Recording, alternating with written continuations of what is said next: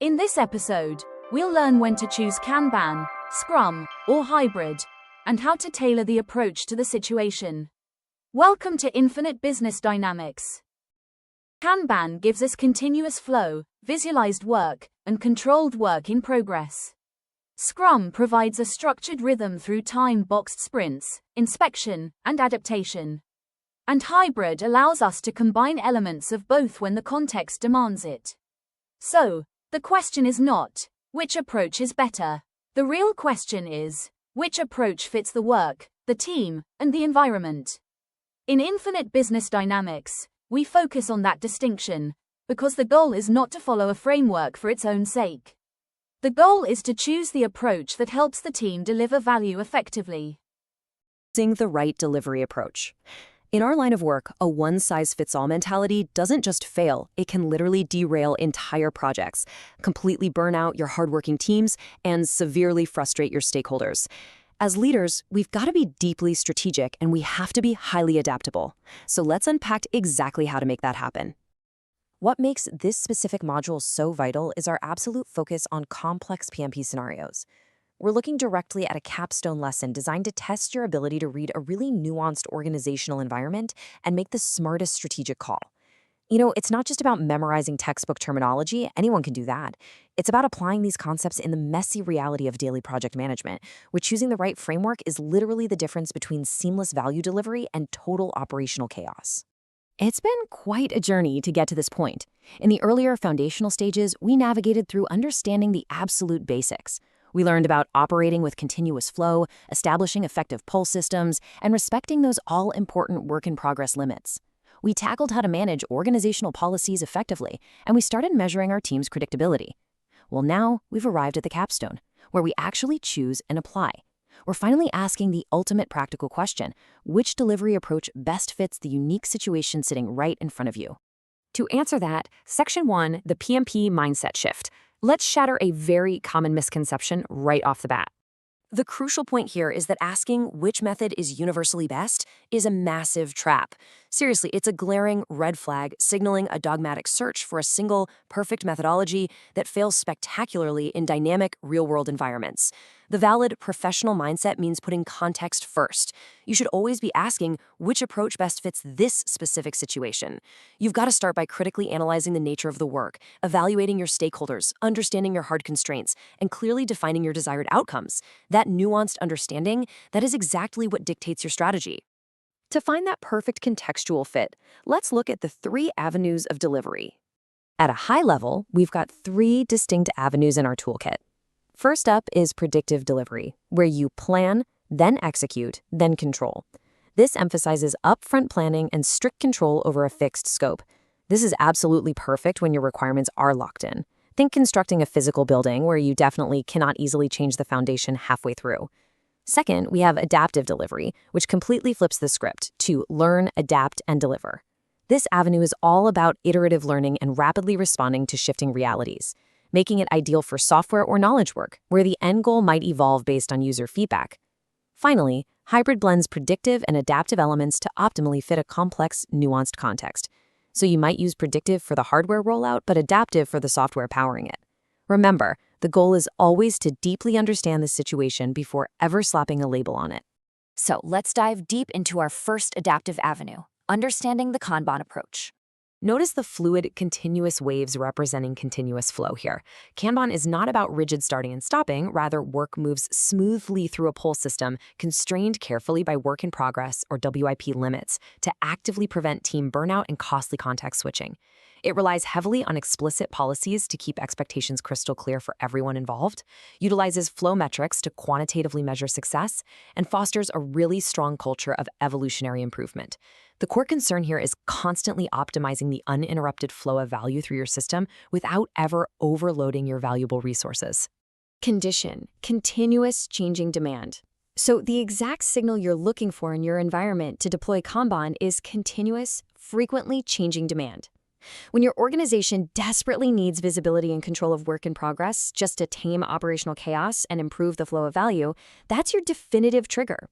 It's for those environments where prioritizing a rigid 2-week plan is completely impossible because, let's face it, priority number 1 changes every single Tuesday. Now, let's contrast that continuous flow with our second adaptive approach, understanding the Scrum approach. Unlike Kanban's continuous flow, Scrum operates on a rhythmic, highly structured, cadence-driven cycle. This framework organizes complex, highly uncertain product development into specific sprints, a recurring cycle driving the work relentlessly forward. You've got a central product backlog pushing toward a clear, overarching product goal, and tight sprint cadences pushing toward specific sprint goals, all culminating in a tangible, usable increment of value at the end of every cycle. Built right into the structural rhythm are vital inspect and adapt routines to ensure the team is continuously learning and pivoting based on real stakeholder feedback, all while being protected from scope creep during the active sprint. Condition: complex product development plus iterative learning. The environmental signal that points directly to Scrum is exactly that: complex product development combined with an absolute need for iterative learning. You take definitive action and deploy Scrum when a sustained, dedicated product team will genuinely benefit from a recurring iterative cadence and highly structured goal setting. It creates this incredibly safe container for the team to focus, build, test, and learn without daily interruptions derailing their forward momentum. We have two incredibly powerful adaptive tools, which brings us to Kanban versus Scrum, explained. And that leads to the obvious question. So, if Kanban and Scrum are both adaptive, what's the actual difference? It's a great question, and the answer lies entirely in how they choose to organize the sheer uncertainty of real-world work. Let's break it down. When we compare them side by side, the differences in how they handle uncertainty are super striking. Kanban thrives on continuous flow, constant replenishment, and strict WIP limits. It absorbs and handles continuous change beautifully, and teams measure their success quantitatively through flow metrics like throughput and lead time. Now contrast that structural fluidity with Scrum, which relies heavily on a fixed sprint cadence, dedicated sprint planning sessions, rigid goals, and strict time boxes. Scrum teams evaluate their success through overarching product and specific sprint measures. But here's what is absolutely vital to remember: they are both fundamentally adaptive. They simply organize uncertainty differently. You must not treat either as universally superior. They're just distinct tools engineered for distinct types of professional turbulence. Since neither is superior, context drives your choice. This builds the core foundation of our decision-making framework. Before you select a methodology label and impose it on your team, you must examine the unique characteristics of your work through this web of interconnected factors. Ask yourself, what's the true degree of uncertainty we're facing? What are the work arrival rates? Are they neatly batched or just constantly streaming in? You have to critically consider dependency density, complex release needs, demanding stakeholder expectations, fixed regulatory or budgetary constraints, and your specific organizational and team context. Are your team members cross-functional? Are they dedicated, or are they pulled in 10 different directions? Only by painstakingly mapping these realities out can you arrive at a truly tailored, effective approach that won't fall apart under pressure. For instance, let's say you've examined those complex factors and you observe very specific environmental signals. You see continuous demand, where critical work arrives constantly and completely bypasses neat, predictable batches. You're dealing with shifting priorities, where urgent business needs dictate rapid changes on a daily basis, and the actual variable work fluctuates wildly in both size and scope. Often, this looks exactly like service environments, such as an IT support desk or a highly reactive marketing team, where there is a critical, immediate need to expose system bottlenecks through transparent flow visibility. When you see this specific combination of operational chaos, Kanban is your perfectly tailored fit to optimize flow, expose blockers, and restore sanity to the team. And this brings us to our capstone realization for this entire explainer. There is absolutely no perfect method. Let me say that again. There is only the perfect fit for your specific, messy, real-world context. The search for a silver bullet methodology is a complete waste of your time and your organization's resources. Your true mastery as a professional project manager lies entirely in the tailoring. It lies in having the strategic courage to blend tools to serve the outcomes, rather than stubbornly forcing the outcomes to fit a specific tool. I'm going to leave you with a provocative thought to apply to your own real-world environments. Which exact environmental signals will you look for to find the perfect fit in your next project? Part 2. Instead, we're going to master the art of deliberate framework tailoring. We'll look closely at how the actual context of your work, the reality on the ground, should be the primary driver of how you manage it. So, here is our roadmap for today. We'll cover 1. Tailoring is deliberate. 2. Identifying framework signals. 3. PMP scenarios to test yourself. 4. the methodology selection matrix, and finally, 5, context drives the choice. Let's dive right in. Starting off with Section 1, tailoring is deliberate, debunking the myth of chaos. Okay, so tailoring is absolutely not simply the absence of structure. A lot of times when teams move away from a strict, rigid framework, they assume it just means a free-for-all where everyone just does whatever they want. But true tailoring, it's the exact opposite of chaos. It's a highly intentional, explicit, context-driven, and governed decision. It is the deliberate choice of how a project will function, supported by a clear, logical rationale.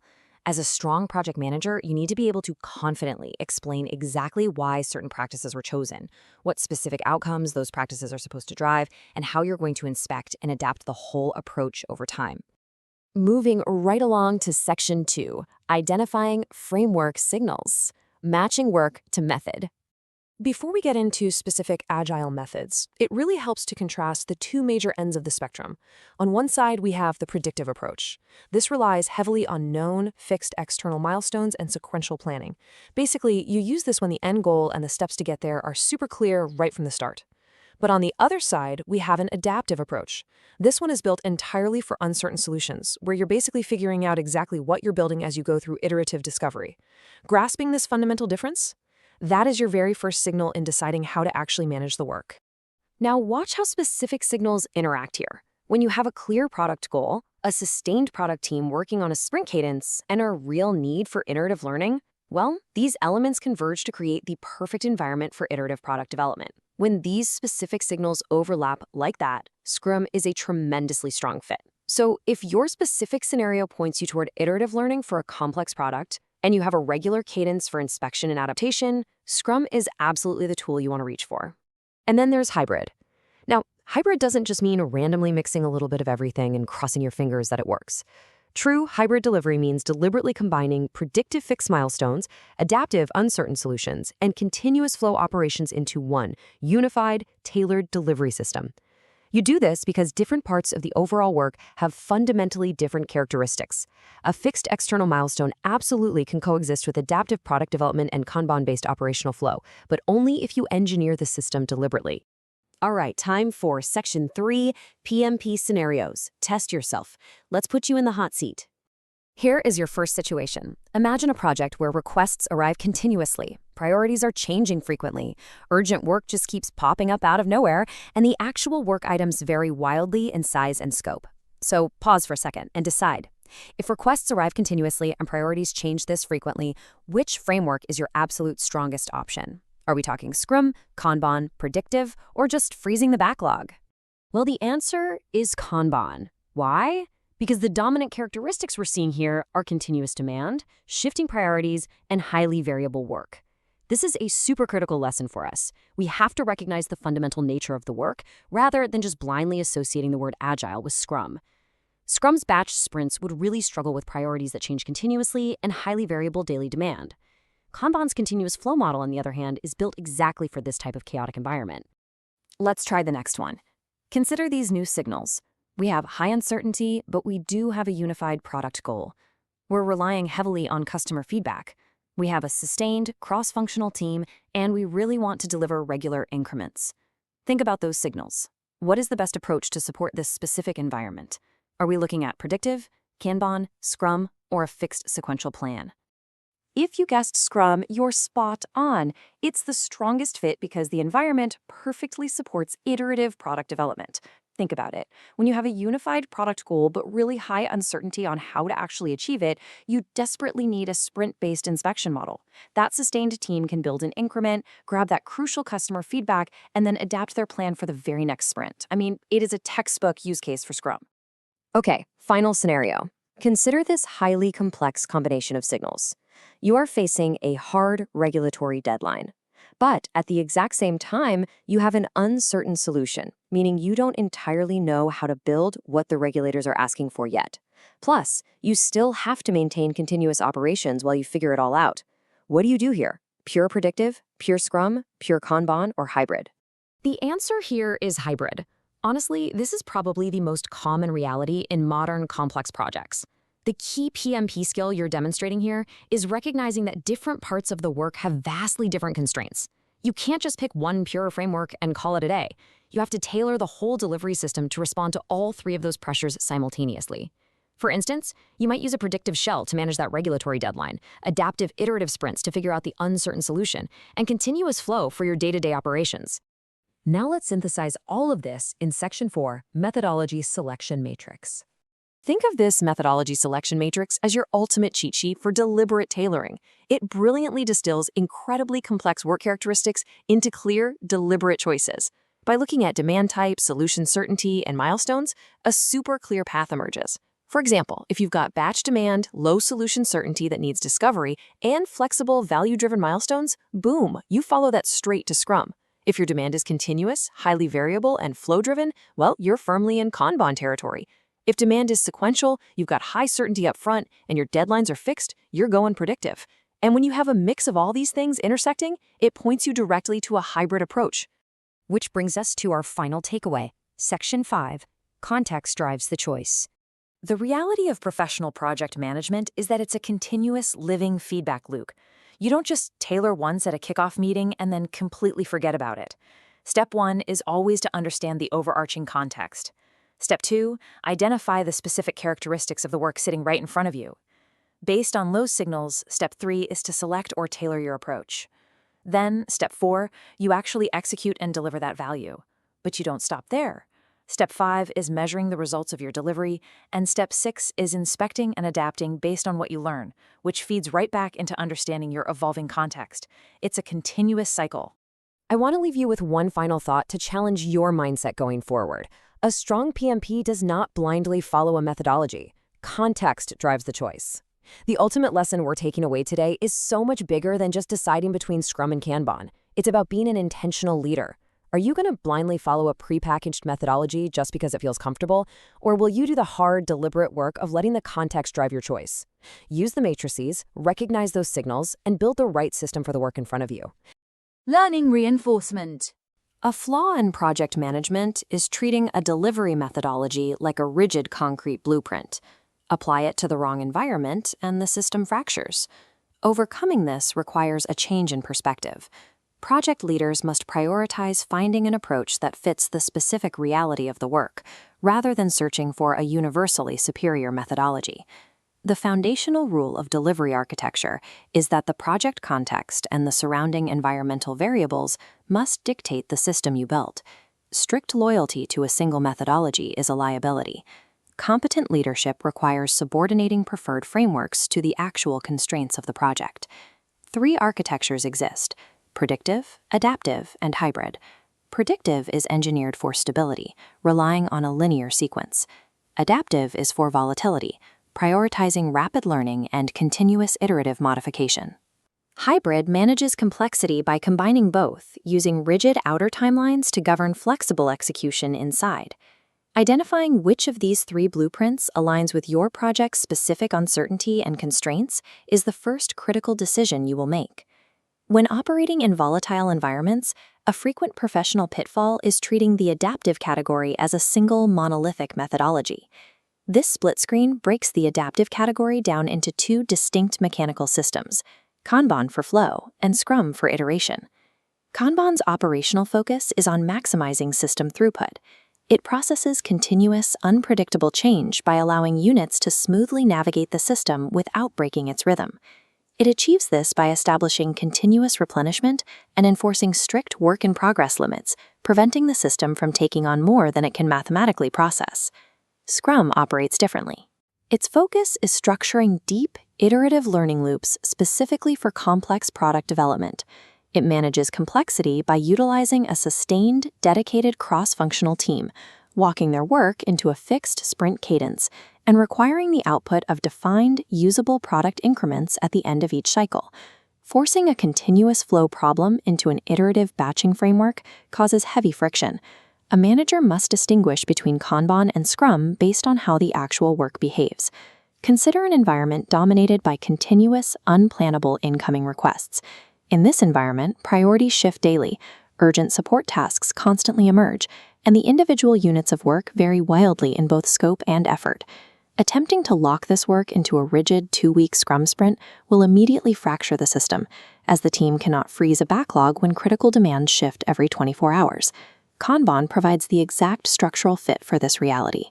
Kanban manages volatility by enforcing flow visibility and WIP limits, which accommodates shifting demands that a fixed time box cannot. Whenever an environment resembles a service or support desk with unpredictable priority shifts, flow throughput must overrule iterative planning. Now we test a second environment. Here, the defining characteristics are deep product uncertainty and an overarching ambitious product goal. A cross-functional team is tasked with building a novel solution from scratch, continuously integrating raw customer feedback to find the correct path forward. A continuous flow model fails under these conditions because it lacks the structured pause points required for a team to stop and deeply reassess their strategy. Scrum provides the architecture needed to navigate this uncertainty. The strict sprint boundaries and dedicated increment reviews create a safety net. They force the team to validate their trajectory against the product goal before committing to the next cycle of work.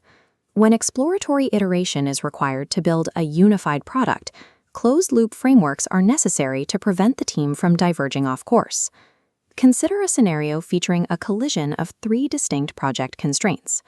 Adopting a purely predictive, purely Scrum, or purely Kanban approach here will violate at least one of these non-negotiable constraints.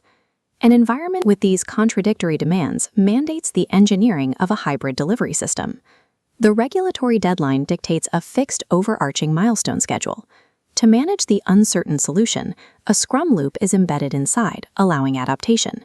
Finally, daily operations are processed by a parallel Kanban flow system, running alongside without disruption. Hybrid environments prove that tailoring is a rigorous architectural discipline used to solve multivariable organizational problems. Effective tailoring integrates specific governance and structural requirements directly into the customized framework. This process must be an explicit, intentional, and highly scrutinized architectural decision. A capable project manager must be able to empirically defend why specific framework mechanics were selected based on the variables of the work. Furthermore, a system built for the project's start may become obsolete as the project evolves. The architecture itself must be continuously inspected and adapted as the context shifts. Rigid compliance to a textbook methodology is irrelevant if the chosen system fails to accelerate the actual delivery of value to the organization. This cyclical flowchart represents the overarching decision loop that must govern a project leader's operational strategy. It begins with the input phase, ruthlessly analyzing the situational context and objectively mapping the specific characteristics of the work. Next is the execution phase, tailoring the precise delivery framework to those characteristics so the team can deliver value. Finally, the feedback phase, continuously measuring system predictability and adapting the architecture based on empirical data rather than assumption. Project context must dictate the architecture. Assess the environment, engineer the system, and let the realities of the work drive the choice.